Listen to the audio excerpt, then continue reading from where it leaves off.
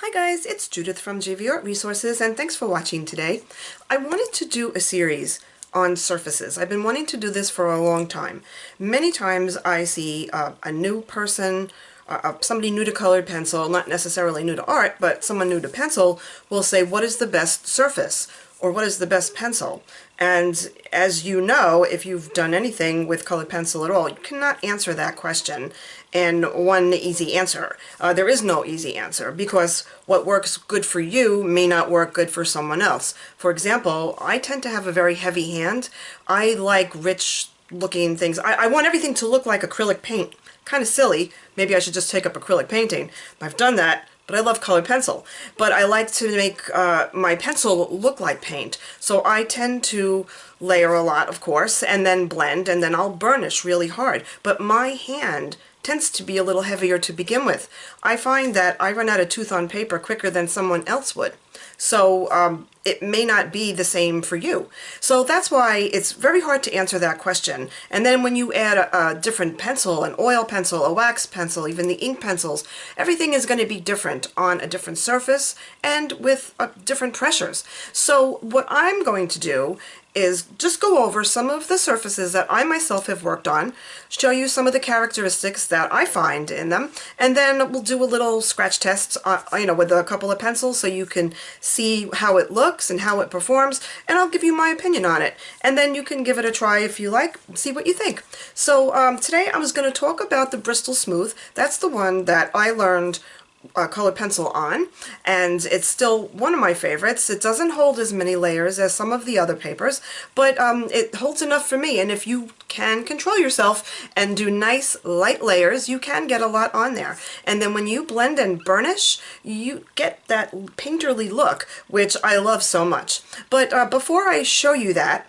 I just want to show you a little bit about some of the surfaces we're going to discuss. Now, here's one. This is Bicolor Fix. This is a burgundy sanded surface, and it feels like a fine sandpaper. You probably could sand your moldings with this if you really wanted to, but of course I wouldn't. This is very expensive and a very beautiful paper. This holds many layers, and it really makes some great effects. And I'm going to show you a drawing that I did. This was from Amy Lindenberger's Black Surface book. This I did a while back. That is on the black Color Fix sanded paper. With the white underneath, you could really get some vibrant, beautiful colors. And this surface is a lot of fun to work on. It's very different than working on the Bristol Smooth, but that's what we're going to get to. I'd like to show you a little bit of all the different things. Now, if you look over here on my makeshift wall, this is Bristol Smooth. This is a little different. I didn't go too dark on the colors here. This is pastel matte, and that's what I have on my drawing board as well. I'm working on this donkey on the pastel matte. Almost feels a little bit like that Color Fix sanded paper, and it is very conducive to lots and lots of layers, and you could put light over dark and dark over light, and I love it. It's a lot of fun. In my opinion, I think it's one of the best surfaces to use for animal fur because you can add those layers. You can add like the skin layers underneath, and then some animals have many different shades of hairs. You can just keep going back and forth. Yes, of course, it's going to have a limit, especially when you consider the pressure that you're using, but I really like that one quite a bit. Now, this is a Fabriano Artistico, and this was done with some watercolor pencil. We'll go over that as well. This was also done on Bristol Smooth, as you can see.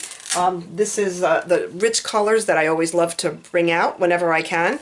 A few people have told me it looks like it was paint, and I'm like, that's the idea. That's what I'm going for. Also, my grand dog picture. This, I had very heavy pressure I used on this, but I believe this was on Fabriano Artistico. I only have a little snapshot of it, as you can see. This is also a Bristol Smooth, but it's a black surface. So it's not sanded, it's very smooth, and you can get some nice color from that as well. And then just one more to show you. This was done with drafting film. This is Karen Hull's tutorial of her Blue-Eye Cat. This is a wonderful project. Anybody wanting to try drafting film, this would be a great one to start with. Karen's instruction is really wonderful, and you wind up with a really nice little project when you're done. Then I did the drafting film on my own and did a a fun little drawing of my dog. I had a flower, and then I had my dog, and I laid the flower that was done on the drafting film on top of the dog, and it showed through just like that. And I said I have to draw it. So that was fun. But again, every surface is going to be different depending on your pencil and depending on your pressure. So we're going to put a few of them to the test. And today we're going to start with the Bristol Smooth. So sit tight and I'll show you what we have. The paper that we're using for this example is this one here, the 400 series Bristol Smooth paper.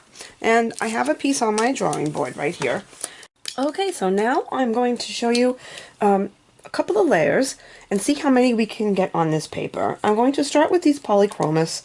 I have 4 different shades here, and I'm just going to go along and just make a couple of boxes, and then we'll just go over it and just see how many layers it will hold. Right now, I'm going to probably do about an inch, inch and a half box here. I'm going to go back over it a second time. So you can see this is at least 2 layers. I went backwards and forwards. At least 2 layers of this one color. Now I'm going to add the next color. This is a little browner yet. I'm going to do the same thing. I'm going to go back and forward so we get 2 layers down. This is fairly light. This is like a pressure of a 1 to a 2. Probably more like a 2. If I did a 1, you really wouldn't see it very well. At least not on the first couple of layers. Now I'm going to go back the other way for layer number 4. Because once across is 1. Okay, so this is 4. And now I'm going to, let's see, we'll go a little browner yet. This is also another Polychromos, Faber Castell Polychromos brown. So this is 1 layer going across. You could still see all the tooth through the paper, so you know you have more layers that you can do. And even though this is smooth, it still has tooth, or that would all be filled in. So now we're going to go back the other way again, because that was layer 5. So now going back is producing layer 6.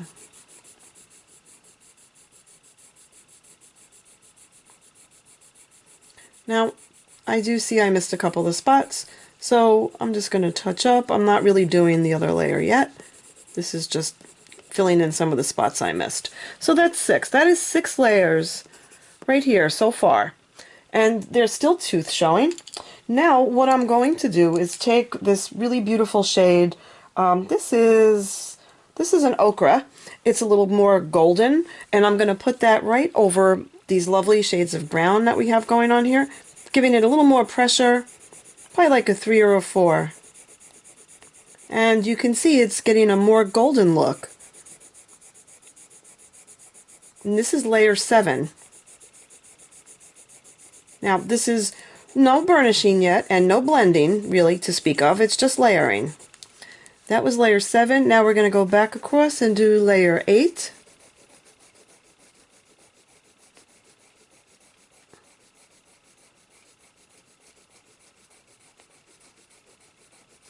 Okay, now we have 8 layers down, and that is really a beautiful, rich-looking color. And if you look close, you can see some of the dark, streaky browns. You can see the gold that I just laid down.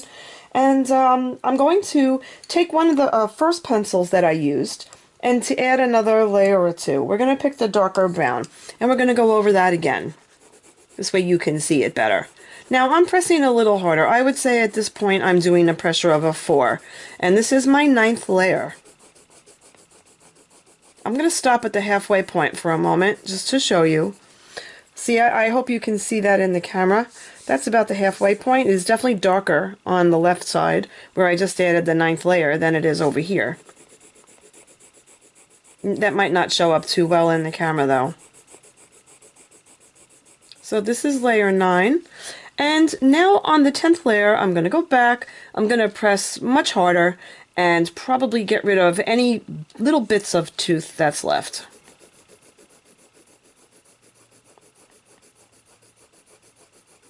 Pretty much, I would say this is burnishing. Flattening the paper tooth. This is layer 10. But I am going to go back. I'm going to keep it going.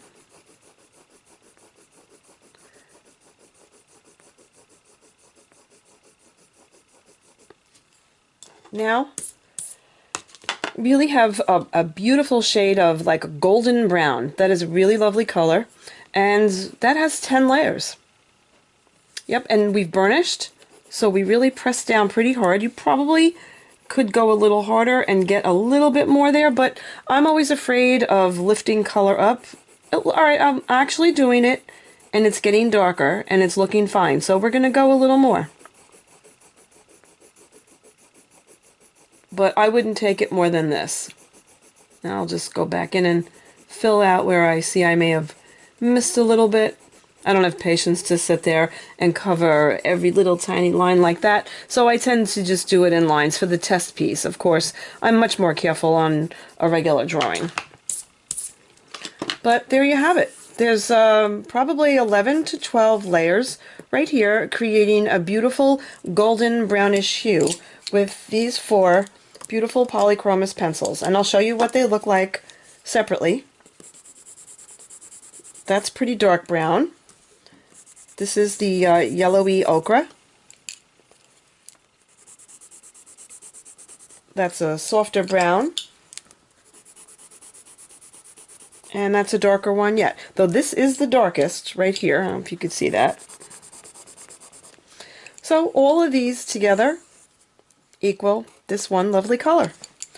And there you have it. And what I like about this is a very painted look. Now that looks like a painting, and that's the color, that's the style I like to achieve when I am working with colored pencil in some cases, and that's why I love Bristol Smooth. So it really does take a lot of layers, and it's a good quality paper. So thanks for watching. I hope you found this useful. I hope you enjoyed this video. Please hit that like button and subscribe if you have not, and then I will be bringing to you another series, hopefully next week, on Castell matte. That is a really great surface. I've learned to love that just as much as my cherished Bristol Smooth, and I'm going to show you the characteristics of that and how that works. So thanks again for watching, and have a great weekend. Make time to create every day, and I'll see you next time.